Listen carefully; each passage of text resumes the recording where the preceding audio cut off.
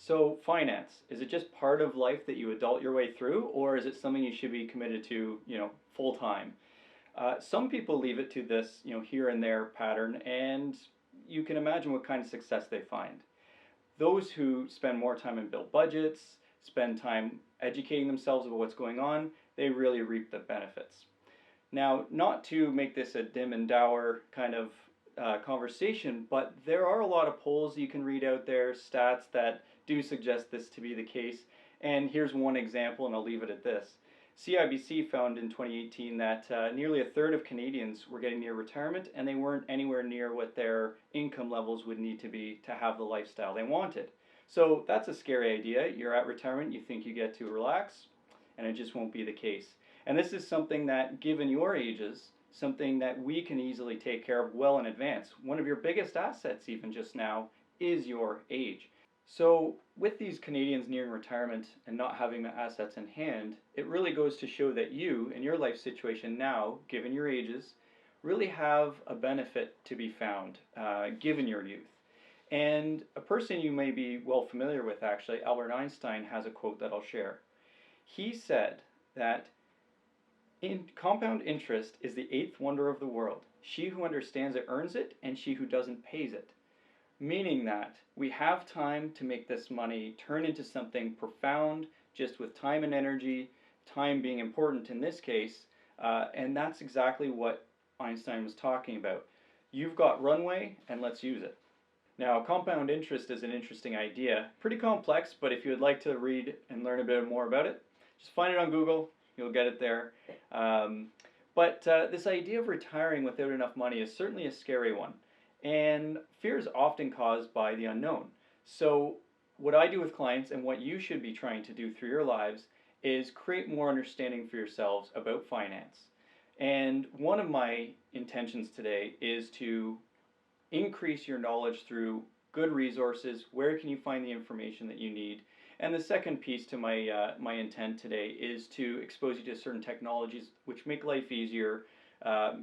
Computation or other things can be challenging. These will help us get there that much easier, and you'll appreciate it. So where do I want to start then at this point? There's a lot of noise in the world. You can find information aplenty. A lot of it can be accurate, but sprinkled in there, it can be misinformation and the rest. So you really need to find the sources that you trust.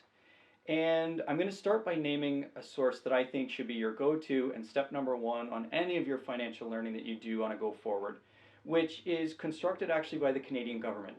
And it's created by the Financial Consumer Agency of Canada. So if you refer to the resource page that we've provided to each of you, you'll find that there's a snapshot on the left of some of the different resources you'll find there and a quick and easy QR code to get you right to the site. I'll show you in a moment what it actually looks like and some of the resources I think you should start with.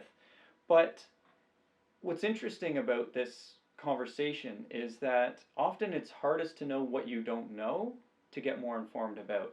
So this site has a lot of information, and what I suggest that you do is take it in bits and pieces, go and explore it at some point, see if there's something that resonates, something that might be needful to you in the near future, and if it's something you won't need for a while, but you can see that it's present, maybe come back to it in a couple of years' time as you need it.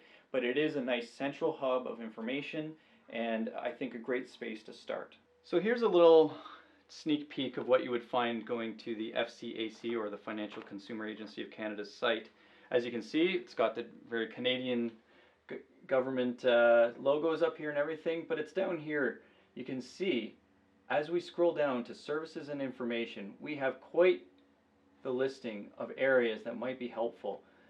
Pensions and retirement, if you're planning towards that. Education, if you're trying to do better for planning for your education, managing your money. There's a whole big list here.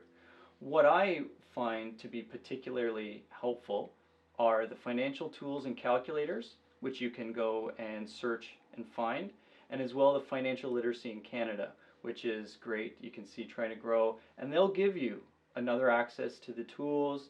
They can give you programs that you can sign up for free, and as well a fun little thing to see how you're doing. Like, how are you doing in your finances? Get a bit of a status update, and then you can move on from there and compete with your friends or see who can learn more, all of this kind of fun stuff. But on this site, it's a beginning spot where you can go and find the resources that you would like to go and pursue further. So having shown you a website, I thought it might be nice to show you as well, in addition to that hub, some other resources in the tech field that we could use. And on this little piece of my phone, you can see I've pulled out a few apps that I think you might find useful. The first I'm going to quickly talk about is more of a fun and challenge type game that you and your friends can compete with each other on. It's this buy, sell, hold here on the right. And it's got an image of the B and the dollar sign and the H.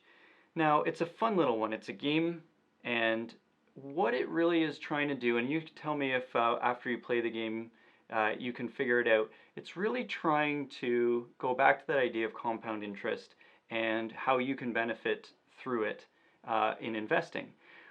One thing I'll caution about, last time I accessed this, they didn't have some of these newer 3 at the bottom. These are in the process of being finished, so if you use them, they may be finished, maybe not. The one that we would focus on more for the competitive nature or the playing around is the solo version here, and I'll show you what it looks like quickly. You always get to choose between buy, sell, or hold in a given situation, and the situation is there's only 3 options, so you always get to have a straightforward decision-making process, but the outcomes are what's interesting. And when you're going to play with friends, I recommend that you do pick the same denomination of whatever you're investing going to use, because if you use $1 and you're competing with a friend who's using 10, well, add a 0 onto any totals, and that's not going to be a fair comparison. So when you go to compete, go ahead and pick the same denomination and see how each of you do. You get to make some investments, and as you go through, you get to decide what you're going to do. The buttons are easy to use, so you get to decide what you're going to do. There's a result at the end that I want you guys to compare with each other. That's the thing that you need to decide on. Okay? And you can see right in here, we're being compared against a default already. And learning what that default is doing versus what you're doing is an important piece to what this app is trying to teach. So I won't ruin the surprise. Hopefully you'll go out and practice with this and play with each other a couple times, see who's got the highest score at the end. But when you get to the end, here I'll quickly get there so you can see. How did Sean do today? Well, I made myself about a bit over $1 million, but I could have, in theory, made maybe perhaps $2.7 million in this example run of what this game is showing. So I want to see who can get this highest figure together. Compare, contrast. So on the topic of apps, I showed you buy, sell, hold, and it's a fun game. The next 2 beside it are not really games at all. They're actually management tools. But that's where technology can really help. I'll show you the 2 briefly. And the one that people might be more familiar with because it gets a little more attention in broader advertising is Mint. Mint, when you pull it up, is made by Intuit, which makes lots of great software, tax planning, and other things. What this does is help you manage your money, much like a budgeting tool, essentially. And why it's really helpful is both Mint and YNAB is the other. Why they're both so helpful is that you are able to, if you feel like you would like to set it up, you can have it connect to your bank account or even certain credit cards for the information that it creates.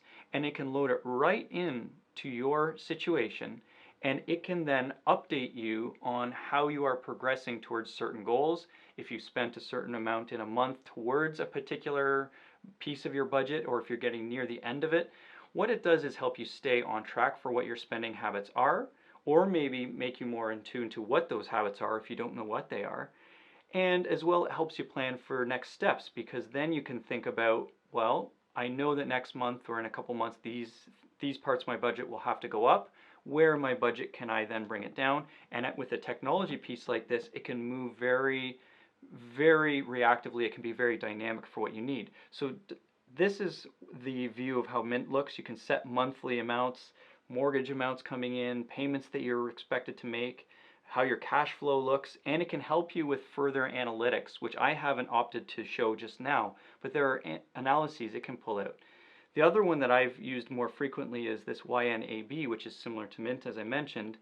This one I have it tied into my bank account as an example, and it sees that I have to pay Allstate or Circle K or McDonald's when I got that for my kids.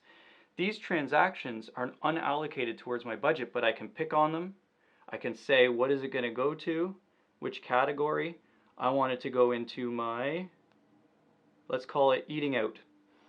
So now it's going to be allocated into that amount. I hit save, and now my budget knows I only have $62 left, it just showed, because I had taken off this $30 charge from McDonald's. And I can allocate all of these payments in, and it can track it very easily for me. It can maintain my budget, it can be updated very easily, and it can generate a number of reports for you after you have a little bit of time using the app. So these are two that I find very helpful for budgeting, keeping track and informing you how your spending habits are. I recommend looking into those. Mint is free.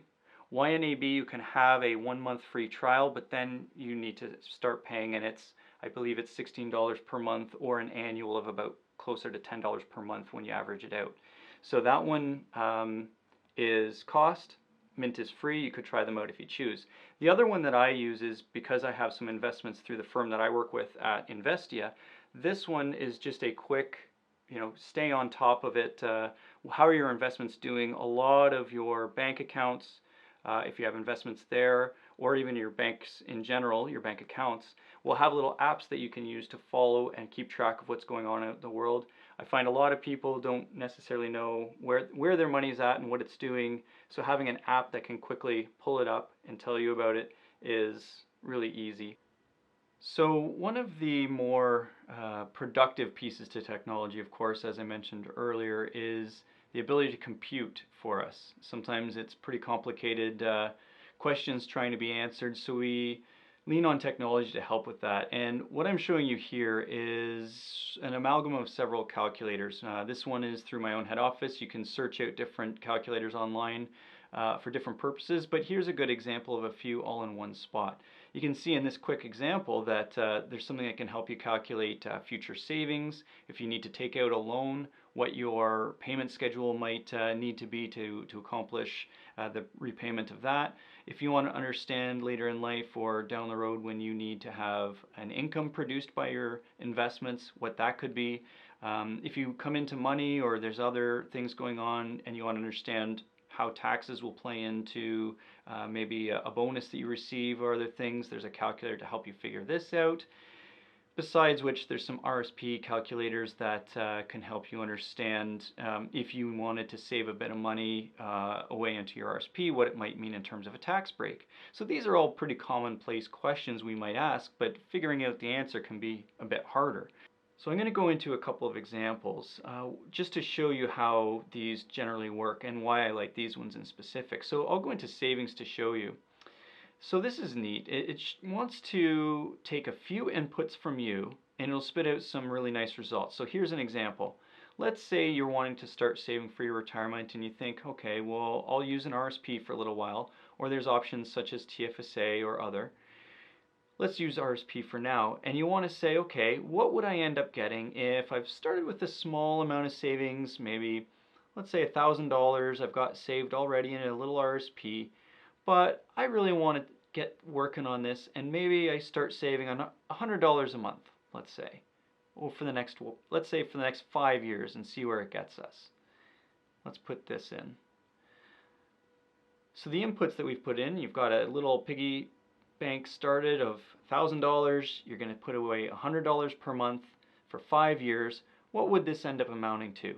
The only other thing it's really asking us, what kind of rate of return do you think you might get by saving this money? This one's a bit harder for you to answer. You might need some input from others to know, what to expect in terms of rate of return. This one, 5%, is middle of the road. Let's keep it there for now. And in that simple example, $1,000 plus $100 a month in just a short time of 5 years already amounts to $8,000. And here's a quick visual.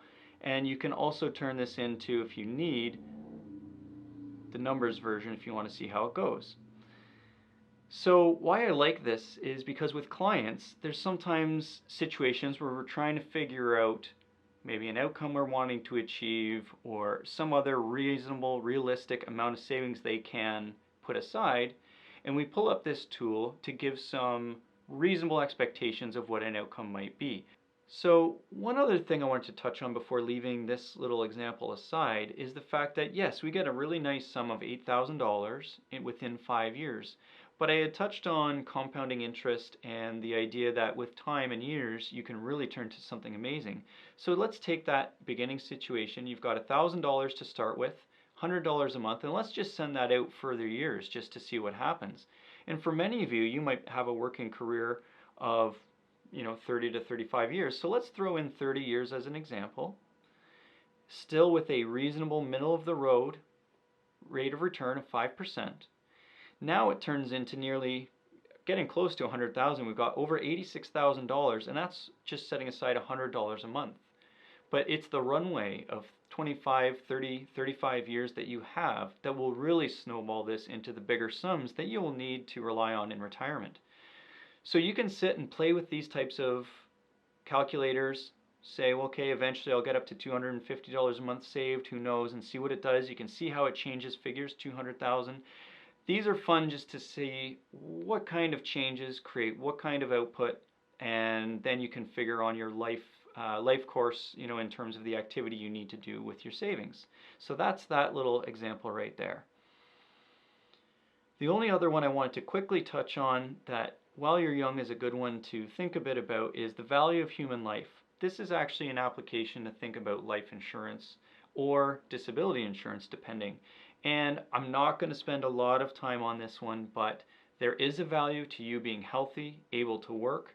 And if you're not present, if you have people that rely on you, family that you care for, if you have children, this type of idea, life insurance and disability insurance, becomes significantly more important, and it's at that time, as you have those people relying on you, that you really should maybe chat with a life insurance advisor, someone who knows the ins and outs of how these things work.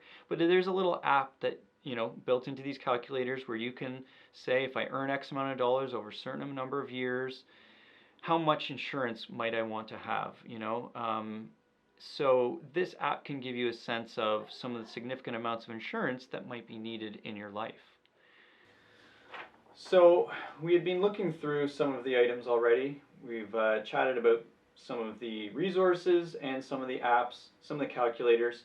I wanted to touch on a couple of other documents that I've made available to you through this, quick links right out to their sites. And the first of the two looks like this on the surface: powers of attorney. So in my job, there are a lot of things that can unravel very quickly. Good planning, good saving, good thises and that's that we set up, but can quickly unravel if you don't have the right people around you set up in particular roles. Two of those roles are, as I named, power of attorney, and the second I'll talk about in a quick minute is executor or executrix. So first of all, the power of attorney, the quick version of that is to say if you got hurt and you are not able to make some decisions for yourself, people need to be given the power to make decisions on your behalf. There are defaults when you are young. Of course, it defaults to your guardians, to parents in that kind of situation, or other people who are awarded guardianship. However, when you transition to adulthood yourself, all those automatics go away.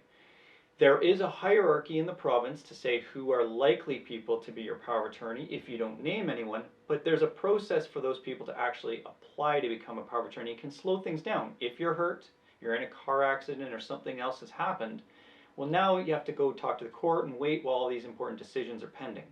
So instead, this kind of document produced by the province of Ontario gets the information set out in proper legal terms, very quick and easy to understand, and all you really need to do with this document is decide who would have your best intentions in mind, who you trust to understand your wishes and what needs to happen.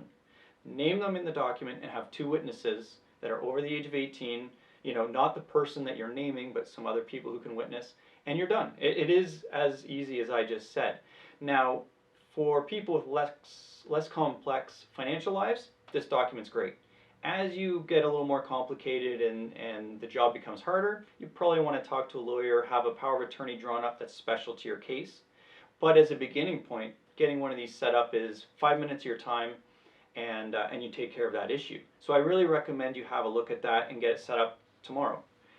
The other thing that you may end up encountering in life that can really derail a person's finances if it's not handled properly is executor or executrix, which is the person responsible for handling your estate if you pass away. You can imagine there's a lot of power involved there, and people can make some discretionary decisions, especially if you don't have, things worded properly in your will and things like this.